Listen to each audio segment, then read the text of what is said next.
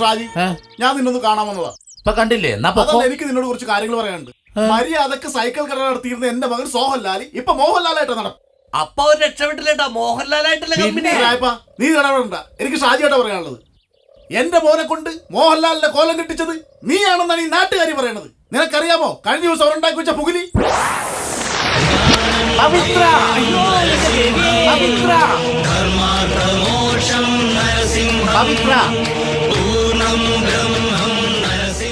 ഞാൻ പവിത്ര എന്ന് വിളിച്ചിട്ട് നിങ്ങൾ ആരും എന്താ വിളിയാക്കാത്തത്? അതിന് ഞങ്ങളുടെ കൂട്ടത്തിൽ ആരും പവിത്രന്മാരില്ലല്ലോ. എന്നാ മോനെ ദിനേശ? ഇവിടെ ദിനേശനുമില്ല, ഈ നിൽക്കുന്ന രമേശനുണ്ട്. എന്നാ രമേശ, നിന്റെ അച്ഛന്റെ ചിതാഭസ്മം പരിശുദ്ധമായി ഈ പുഴയിൽ ഒഴുക്കാൻ ഞാൻ സമ്മതിക്കില്ല. അതിന് നിന്റെ സമ്മതം ആർക്ക് വേണം? ഒന്ന് പോടേക്ക അവിടെ.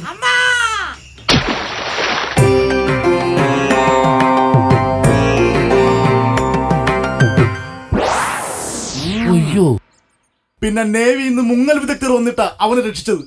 ഇന്നലെ രാത്രി എന്റെ കാലിലെ 1 or 2 നഖം വെട്ടിയെടുത്ത് അവൻ ആക്കൗണ്ട്. ഇനി അതിന്റെ മുകളിൽ എന്തൊക്കെയാണാവോ? ഇതിനെല്ലാത്തിനും കാരണക്കാരൻ നീ ഒരു ഇതെല്ലാം ഞാൻ ചെയ്താന്ന് ഉറപ്പാ. അതിനൊരു മാർഗം ഞാൻ തന്നെ ചെയ്തു തരണം. അവനിപ്പോ ഏത് മോഹൻലാൽ? അവൻ ഇന്നലെ വരെ അവൻ മംഗലശ്ശേരി നീലകണ്ഠനായിരുന്നു. ഇന്നേതോ തോമയാണെന്നും പറഞ്ഞു. അത് തന്നെ. അപ്പൊ ചേട്ടാ, ഇതിനെ മുള്ളുകൊണ്ടെടുക്കുക. നാളെ ചേട്ടന്റെ വീട് ആടുതോമയുടെ വീടായിട്ട് നമ്മൾ ക്രിയേറ്റ് ചെയ്യുന്നു. ഒരു സൈക്കോളജിക്കൽ ട്രീറ്റ്മെന്റ്. കേട്ടോ? ഐശ്വര്യമായിട്ട് അങ്ങോട്ട് പിടിച്ചേ. ഇതെന്താ പഞ്ചായത്തിന് തെങ്ങും തയ്യൊക്കെ? അയ്യോ, ഇത് പഞ്ചായത്ത് കിട്ടിയതല്ല. പിന്നെ നമ്മൾ ഇന്നലെ പറഞ്ഞില്ലേ സൈക്കോളജിക്കൽ ട്രീറ്റ്മെന്റ്? ഓ, ഞാനതങ്ങ് മറന്നുപോയി. ഇത് നമ്മൾ ആടുതോമയുടെ വീടാക്കുന്നു. അതിനുവേണ്ടി ഈ തെങ്ങ് ഈ തിരുമുറ്റത്ത് നമ്മൾ നടുന്നു. ഒരു കാരണവശാലും ഞാൻ സമ്മതിക്കില്ല. എന്താണ്? എന്റെ വീട്ടുമുറ്റത്തിന് ഇതൊക്കെ കൊണ്ട് നടണം. ഓ ചേട്ടാ, സിനിമയിൽ അങ്ങനെയാണ്. ഓ, സിനിമയിലാണെങ്കോ? ചേട്ടന്റെ മകൻ മരിച്ചുപോയി. പോക്കൃത്തിരം പറയരുത്. എന്റെ മോൻ എപ്പോ മരിച്ചു പോയി? ഓ, സിനിമയിൽ സമ്മതിച്ച് പറ.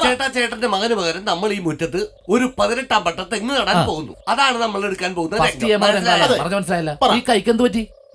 ഇത് അതിലൊരു ആണി ഉണ്ടായിരുന്നേ, അതുകൊണ്ട് കീറിയതാ. എന്ത് വൃത്തികേടാ കാണിച്ചത്? പുത്തൻ ബനിയനായിരുന്നു. അച്ഛന്റെ കൈ വെട്ടിയ മകൻ എപ്പ വെട്ടി? ഓ, ആ സിനിമയിൽ അങ്ങനെ. ഓ, മറന്നുപോയി. എന്റെ ചേട്ടാ, ആർക്ക് പകരമാണ് നമ്മൾ 18ാം പട്ട തെങ്ങ് നടാൻ പോകുന്നത്? അച്ഛന്റെ കൈ വെട്ടിയ മകന് പകരം. അതാ തിലകന്റെ സൗണ്ടിലൊന്ന് പറഞ്ഞേ. അങ്ങനെയൊന്നും അല്ല. പിന്നെങ്ങനെയാണ്? ശരി, ഓപ്പാണ്. ബേസ് വരട്ടെ, ബേസ് തിരിയോട് ഉറക്കെ പറയാം. അത് കലക്കി. പഠിക്കത്തിന്റെ സീഡി ഇന്നലെ 20 ഇട്ട്. ഒന്നും നോക്കണ്ട, നേരെ തൈ നട്ടു. ചെല്ല്. തിലകം പോണ്.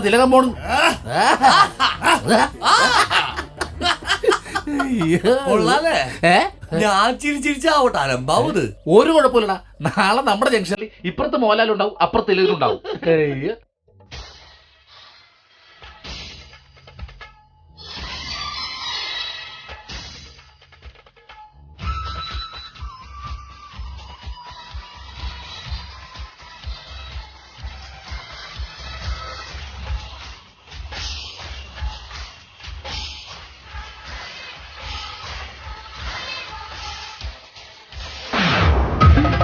ചെകുത്താൻ.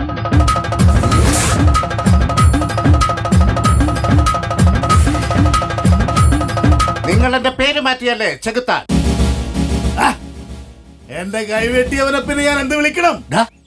നീ ഇതൊന്നും കാണുന്നില്ലേ? ഞാനോർത്തത് ശരിക്കും സിനിമയെന്ന്. ഭയങ്കര ലൈഫാ. അപ്പന്റെ കൈവെട്ടിയ ചെകുത്താൻ, 1.5 ചക്രത്തിന്റെ ഗുണ്ട.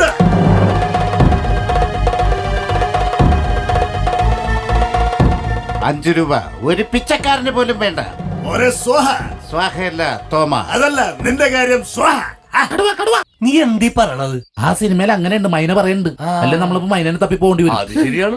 എന്നെ സംബന്ധിച്ചിടത്തോളം നീ മരിച്ചിരിക്കുന്നു.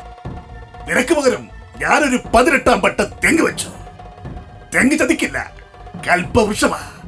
ഈ 18ാം പട്ടേന്ന് ഒരു കരിക്ക് വെട്ടി കുടിച്ചിട്ട് ഈ സർസിപ്പിയുടെ കണ്ണടയും. ശരിയല്ലേ?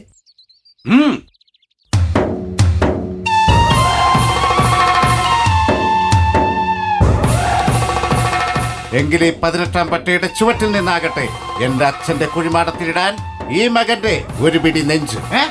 അല്ല, മഞ്ച്. പണ്ടാരോടങ്ങാൻ മണ്ണ്. എടാ കളി കാര്യാവേണ്ട, നമുക്ക് പോയി ഇടപെടാ. വാ നീ ഇങ്ങോട്ട് വന്ന് ഇറങ്ങി പോടാ.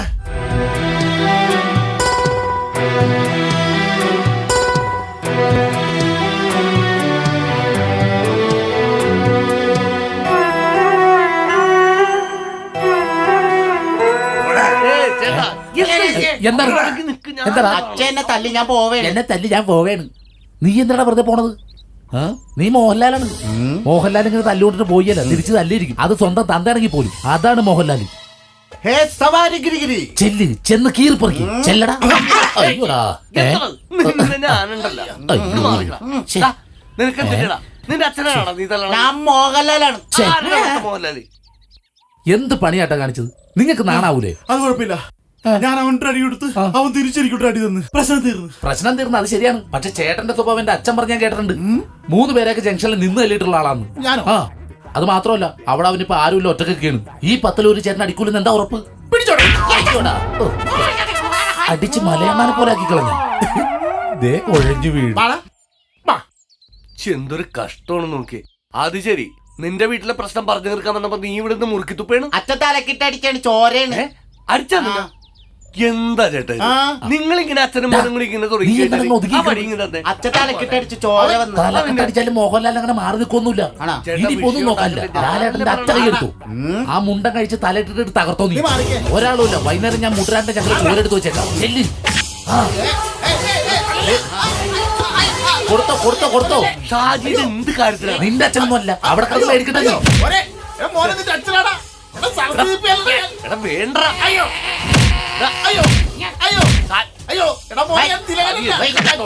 ഇനി ഞാൻ വലത്തെ കൈ കൊണ്ട് ചോറ് വാരി തിന്നരുത്.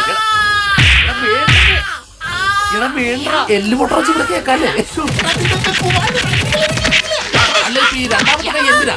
രണ്ടാമത്തെ കൈ എന്തിനാ? മനുഷ്യനെ ചീറ്റിക്കാനായിട്ട് അവിടെ മാറിക്കടാ. നീ എന്താണ് ഇങ്ങനെയൊക്കെ?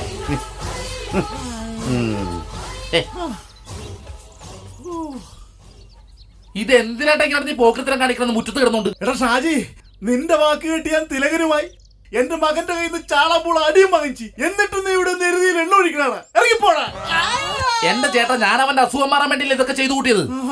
അവൻ നീ മോഹൻലാലൊന്നും അല്ല, ഞാൻ ചുമ്മാ പറഞ്ഞതാ. ശരിയായിട്ട് ഇവൻ പറഞ്ഞ കറക്റ്റാണ്. അവന് മോഹൻലാലിന് ലുക്കൊന്നുമില്ല. പക്ഷെ ചേട്ടൻ കറക്റ്റ് തിലകനാണ്. അയ്യോ രായപ്പാ, ഒരടി ഇവിടെ കിടന്ന് കറങ്ങണ്ടായിരുന്നു. നീ ഇങ്ങനെ ചെന്ന് മേടിക്കുന്നു ഞാൻ കരുതിയില്ല. അപ്പൊ പോവുമല്ലേ? വാ, എല്ലാം കറങ്ങി തിരിച്ച് നിന്റെ മേലെ ഉള്ളടാ. നിക്കടാ അവിടെ, രണ്ടുപേര് നിൽക്കാൻ.